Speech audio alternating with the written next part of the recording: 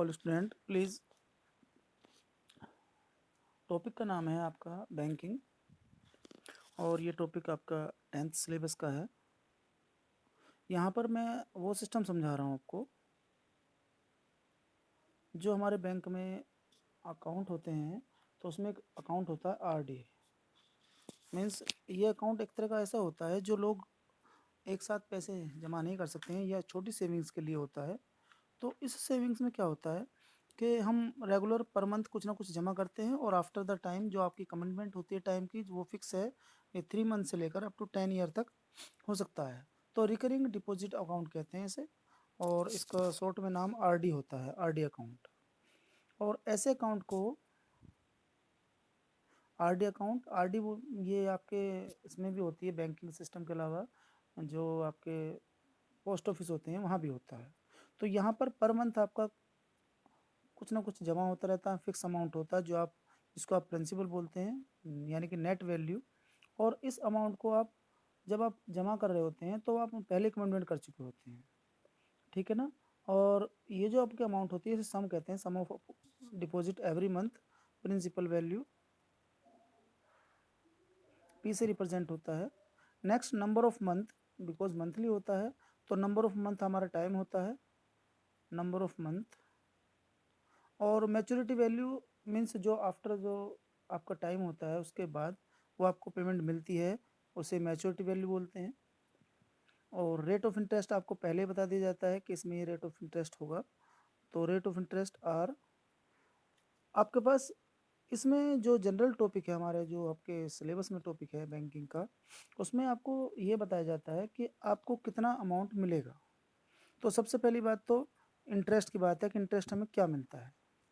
Interest का simple आपने formula पढ़ा है, सिंपल इंटरेस्ट होता है क्योंकि यहाँ पर आप पर मंथ जमा करते हैं तो अमाउंट बार बार चेंज होता रहता है। अब उस अमाउंट के लिए जो आपकी फर्स्ट महीने की पेमेंट है जो आपने उसमें डिपॉजिट की है वो पूरे मैच्योर वैल्यू तक होती है, जब तक आपका टाइम पूरा होता है तब तक जमा रहती है। लेकिन जो नेक्स्ट मंथ की होती है वो 1 महीने कम, उसके बाद वो 2 महीने कम, और इस तरह से वो जो इंस्टॉलमेंट बनती हैं वो हमारी फिक्स नहीं होती है, प्रिंसिपल हमारा फिक्स नहीं होता है। तो हमारे पास जो ये फॉर्मूला है principal into rate into time upon 100, इसमें आपके पास यहाँ जो P है ये फिक्स है और R अपॉन 100 भी फिक्स है। बट ये जो टाइम है वो टाइम हमारा टोटल इंस्टॉलमेंट के लिए काउंटिंग करा जाता है। सपोज करो n मंथ है, n मंथ के लिए लिया गया है, तो n मंथ में पहले जो इंस्टॉलमेंट है वो n मंथ के लिए होगी, नेक्स्ट वाली n-1 के लिए होगी, उससे अगले n-2 के लिए होगी। तो उसका जो जनरल फॉर्मूला होता है ये AP में होता है और ये 10th में आप सब बच्चे जानते हैं। General formula n upon n plus 1 upon, और क्योंकि मंथ है और हम टाइम लेते हैं यहाँ ईयर में, rate of interest per annum होता है तो यहाँ पर 12 और इंटू 2, मैं इसे दोबारा यहाँ लिख देता हूँ। तो प्रिंसिपल ठीक है, टाइम के लिए n into n plus 1 upon 2, total month बैठते हैं। अगर सपोज करो आप सम करते हैं 1 2 3 अप टू 5 तक तो उसका फॉर्मूला आप लिखेंगे 5 इंटू 6 अपॉन 2। तो जो हमारे पास बैठेगा क्योंकि n मंथ है तो n प्लस 1 अपॉन 2, और क्योंकि ईयर बनाने होते हैं और टाइम हमारे पास होने के बाद r अपॉन 100, ये आपके पास इंटरेस्ट वैल्यू होती है। इस इंटरेस्ट वैल्यू के बाद क्योंकि आपको जो मैच्योरिटी वैल्यू है, मैच्योरिटी वैल्यू में ये तो आपको इंटरेस्ट मिलेगा मिलेगा, तो प्रिंसिपल, अब प्रिंसिपल हमने काउंट किया था पर मंथ का और हमने जमा किया है n मंथ तक, प्लस इंटरेस्ट। इंटरेस्ट का मतलब जो हमने ऊपर फॉर्मूला लगाया उसे लिख देते हैं। तो आप इसे ऐसे लिख सकते हैं NP प्लस, और इंटरेस्ट की वैल्यू को P n plus 1 into n upon R, और यहाँ 24 इंटू 100। इस तरह से आपका ये कंप्लीट फॉर्मूला बन जाता है। कुछ लोग इसमें P को कॉमन ले लेते हैं और n की टर्म में भी छोड़ देते हैं, उससे कुछ नहीं फ़र्क पड़ता। आप इसे बैंकिंग सिस्टम में ये वाली वैल्यू पुट कर लेते हैं। मैं कुछ एग्जांपल कर देता हूँ, इससे आपका ये टॉपिक क्लियर हो जाएगा। मैं एक दो क्वेश्चन आपको इलस्ट्रेशन समझा देता हूँ। यहाँ क्वेश्चन लिखा हुआ है, मिस्टर कोई भी anybody R K Nair get 6,455 rupees at the end of 1 year. यहाँ पर क्वेश्चन को आप समझने के लिए सबसे पहले उसने बोला है गेट द 6,445, तो ये आपके पास मैच्योरिटी वैल्यू है और किस में इंटरेस्ट ले रहा है वो 14% रेट ऑफ इंटरेस्ट है। तो आपको जो जो अमाउंट गिवन है, जो जो वैल्यू गिवन है, उसी को उसी फॉर्म में रखें। इससे ना आपका वो फॉर्मूला जो होता है वो भी आपको लर्न हो जाता है। अच्छा, पूछा क्या इसने? इसने पूछा है एनम is a recurring deposit amount, find the monthly instalment. अब मंथली इंस्टॉलमेंट तो आप जानते हैं, मैंने इसको बोला जब हमारे पास कोई चीज़ नहीं है तो आप उसको लेट कर सकते हैं मंथली इंस्टॉलमेंट, क्योंकि हमारे पास फॉर्मूला है इसलिए हमें कोई प्रॉब्लम नहीं है। ठीक है ना? इंस्टॉलमेंट, इसको आप एक्स रख लें, पी रख लें, मर्जी है आपकी, मैं एक्स रख लेता हूँ। इससे आपके पास क्या होगा, अभी हमारे पास रेट है, टाइम भी दे दिया है। टाइम हमारे पास कितना है? 12 मंथ। मैंने मंथ में इसलिए काउंट किया है क्योंकि हमारे पास जो फॉर्मूला है वो मंथ के लिए है। इंस्टॉलमेंट अमाउंट जो है वो मंथ के लिए, अगर हमने 1 ईयर रखा तो फिर हमारा क्वेश्चन गलत हो जाएगा, इसलिए उसको ध्यान से करना है। अब इंटरेस्ट, हमारे पास इंटरेस्ट का फॉर्मूला डायरेक्ट मालूम है, तो हमारे पास जो इंटरेस्ट है formula, total amount maturity value को लगाएंगे फॉर्मूला, मैच्योरिटी वैल्यू यहाँ पर P इंटू एन। अच्छा, क्वेश्चन में आप बोर्ड में जब भी क्वेश्चन कर रहे हो सॉल्यूशन, फॉर्मूले को बिल्कुल भी इग्नोर ना करें, फॉर्मूला लिखें आराम से। इसके बहुत बेनिफिट है। आपके किसी क्वेश्चन में कोई कैलकुलेशन मिस्टेक हो सकती है, और मिस्टेक होना मैथ में बिल्कुल सिंपल पार्ट है, उसमें आप कंफ्यूज ना हो और ये ना सोचें कि गलती नहीं हो सकती। तो उससे क्या होता है कि टीचर को, ये एग्जामिनर को समझ में आ जाता है कि जो उसने लिखा है वो ऊपर वैल्यू पुट कर रहा था और ये बाय कैलकुलेशन मिस्टेक कर गया है या कोई डिजिट उसने गलत ले ली है।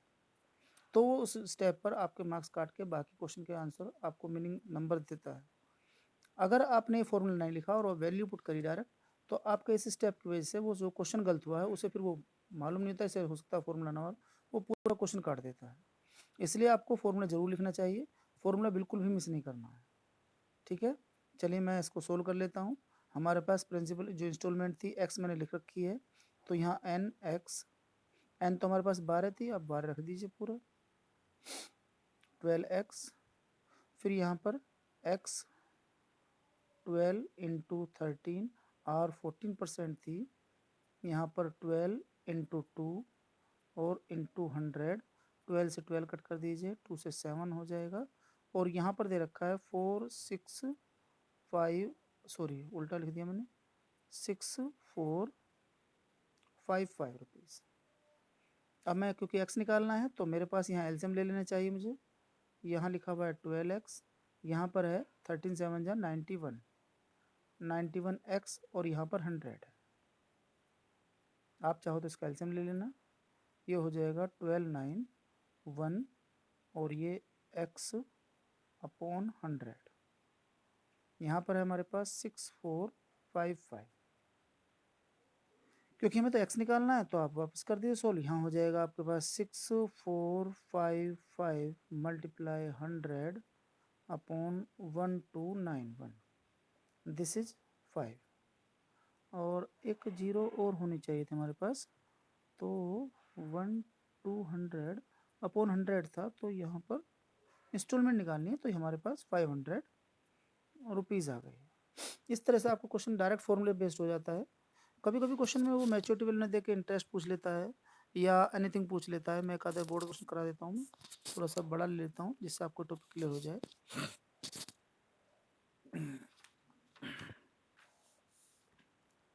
क्वेश्चन है हमारे पास, इसमें ना कभी कभी ऐसी इक्वेशन बन जाती है जिसको सोल्व करने के लिए हमें एक्स्ट्रा इसकी ज़रूरत पड़ती है। तो मैं क्वेश्चन ले लेता हूँ। यहाँ पर लिखा हुआ है Sonia had RD account in a union bank of India and deposit ₹600 per month. Question number, ये सेकंड नंबर ले लेते हैं। तो यहाँ पर जो आपके मंथली इंस्टॉलमेंट है वो 600 रुपीज़ है। नेक्स्ट गिवन है if the maturity value of account was, आपको मैच्योरिटी वैल्यू भी गिवन है, कितनी है हमारे पास 24930 rupees, and the rate of interest was ₹10% per annum, और रेट ऑफ इंटरेस्ट भी मालूम है। वो कह रहा है find the time in years, उसने ईयर में पूछा है, आप पहले मंथ में निकलेगा फॉर्मूला, क्योंकि एन की वैल्यू निकलेगी उसको डिवाइड बाय 12 कर देंगे हम, सो हमारे पास ईयर आ जाएंगे। टाइम पूछ लेते हैं, आप इसे एट एन कर दीजिए, t is equal to n. अब आप वैल्यू पुट कर रहे हैं मैच्योरिटी वैल्यू में, फॉर्मूला मैंने ऊपर लिखा है, आपको एग्जाम में लिखना है एक ही बार होता है, मैं लिख चुका हूँ तो बार बार नहीं लिखना। मैं यहाँ वैल्यू पुट कर रहा हूँ, ध्यान से देखना। 24930 इज इक्वल टू, यहाँ पर n हमारे पास ऑलरेडी है, इंटू पी, यहाँ पर आपके पास p है n इंटू n+1, रेट हमारे पास ऑलरेडी है टाइम, अपॉन फॉर्मूला वही 2 इंटू 12 और अपॉन 100। तो कुछ टर्म्स हमारे पास कट जाती है, उन्हें सिंपलेस्ट फॉर्म में ले आया करो। तो यहाँ पर हमारे पास एक 0 से 0 कट जाएगी, एक और 0 से 0 कट जाएगी, 12 से यहाँ 5, और ये 2 हमारा कटेगा नहीं, 5 को ऐसे रहने देते हैं। तो यहाँ पर जब मैं सोल्व करूँगा इसे, क्योंकि यहाँ 600 है तो यहाँ नीचे 2 बचा हुआ है, और इस 2 को हम यहाँ ले जाते हैं तो 1200n आ जाएगा, प्लस यहाँ हो जाएगा 5n और 5n स्क्वायर, और ये हमारे पास 24930। अच्छा, अपॉन में हमारे पास 2 था, हमने इस अपॉन के 2 को, यहाँ पर बच्चे कभी कभी मिस्टेक कर जाते हैं और वो इग्नोर कर देते हैं। अब ये 2 आपका अगर आपने नहीं लिखा तो गड़बड़ हो जाएगा। ये 2 अपॉन में आता, मैं से क्रॉस मल्टीप्लाई लेके इधर ले गया हूँ और इसकी मल्टीप्लाई में इससे कर देता हूँ 2। इक्वेशन बनेगी हमारे पास जो सिंपल है। मैं सारे टर्म को इधर ले जाता हूँ, क्वाड्रिक फॉर्म में लिख लेता हूँ।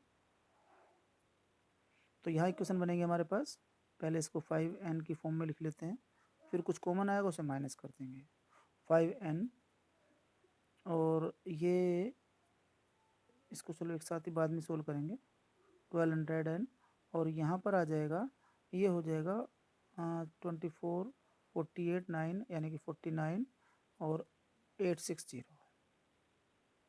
49 860। अभी क्योंकि यहाँ पर ये 1205 है और 5 सब में कॉमन आ सकता है, तो मैं डायरेक्ट 5 इससे डिवाइड कर रहा हूँ इक्वेशन।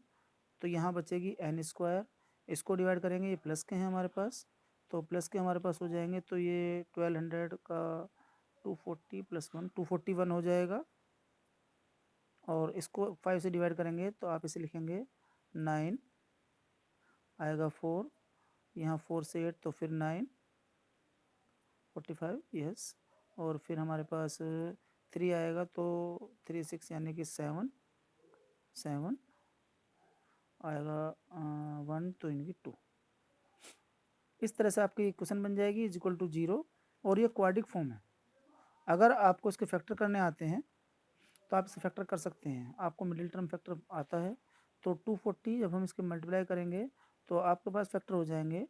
मैं इसको करके दिखा देता हूँ, यहाँ पर थोड़ा सा वीडियो बड़ी हो जाएगी, हालांकि डायरेक्ट आपको आते हैं लेकिन फिर भी मैं दिखा देता हूँ, क्योंकि कुछ बच्चों को पहले मैं इक्वेशन लिखनी पड़ेगी पूरी। मुझे इक्वेशन थी हमारे पास n स्क्वायर प्लस 241n और माइनस यहाँ था 9972, और मैं बता रहा था 9972 को फैक्टर करने में, तो यहीं कर देता हूँ 9972।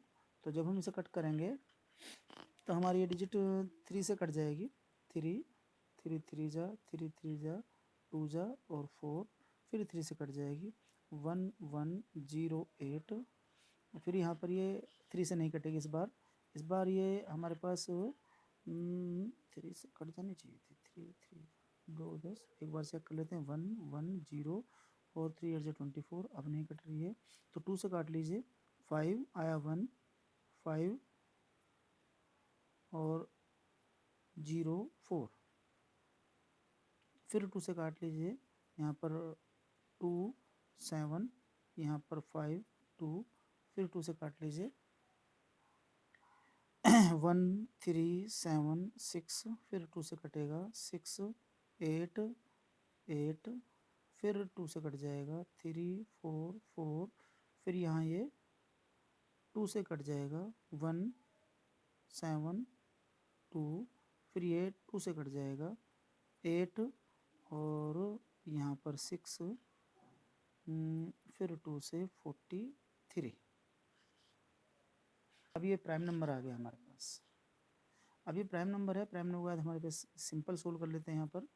तो ये जो एक नंबर है हमारे पास, जो प्राइम नंबर की फॉर्म है, इसके फैक्टर होने हैं, क्योंकि यहाँ डिजिट हमारे पास 241 है तो लगभग आसपास में इसकी आनी है, तो 41 में हम इस मल्टीप्लाई करेंगे तो कोई ऐसी डिजिट आनी चाहिए। तो यहाँ पर 3 3 जा 9, 9 2 जा 18, 2 जा 36 और यहाँ का मल्टीप्लाई करते हैं तो 2 2 जा 4, 2 जा 8, 2 जा 16, 2 जा 32, 2 जा 64। हमने कहीं गड़बड़ तो नहीं करी है, चेक कर लेते हैं एक बार। सॉरी, यहाँ गड़बड़ कर दी थी हमने। 5 2 जा 10 और ये 0, ये गड़बड़ हुई हमारे। 5 2 जा 10 था हमारा, बनाया था और फिर 5 2 जा 10 तो 5 5 4 आना था यहाँ पर। और ये गलती हमारी अभी से बहुत भारी पड़ जाती, तो जब हम सोल्व करेंगे तो यहाँ आ जाएगा। इसको कट कर देते हैं क्योंकि नंबर बहुत बड़ा हो गया था। इतना बड़ा नंबर हमारे पास था नहीं और हमारी गलती इस टाइप में समझ में आई। तो यहाँ हो जाएगा 2 7 और यहाँ आ जाएगा 7। और ये भी एक नंबर प्राइम नंबर से लग रहा है मुझे, क्योंकि ये 3 से कटेगा नहीं, 7 से भी नहीं कट रहा है। तो ये नंबर प्राइम है, तो मीन्स इसके साथ ही देख लेते हैं। यहाँ पर 2 2 जा 4 और 96, ये 36 हो जाएगा। तो इसके लिए हमारे पास 277। एक बार ये देख लेते हैं कि इसका 36 से रिलेशन माइनस में लाने हैं, तो इतना आ रहा है नहीं, 7 1 जा 7, यहाँ पर 4 और ये इसके फैक्टर हो गए हैं। तो आसानी से सोल्व कर लीजिए। n square plus 277 minus 36 n और यहाँ 9972 इज इक्वल टू 0। आप फैक्टर करेंगे इसके, n स्क्वायर 277 36n 9972। आपके पास एक पेयर यहाँ है, एक पेयर यहाँ है। पेयरिंग करेंगे, n कॉमन ले लेंगे, n प्लस 277 36 n प्लस 277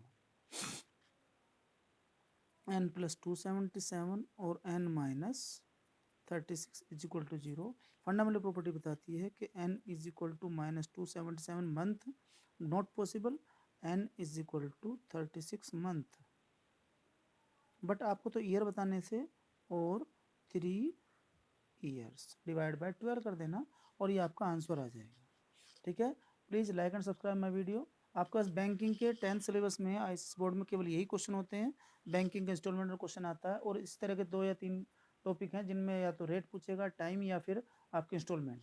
मैंने दोनों तरह के क्वेश्चन कराए हैं। Please like and subscribe. मैं नेक्स्ट वीडियो बनाऊंगा आपको, तो वो मिड पॉइंट से रिलेटेड होगी। आप सब्सक्राइब कर लेंगे तो फिर आपको नोटिफिकेशन आ जाएगा। ओके।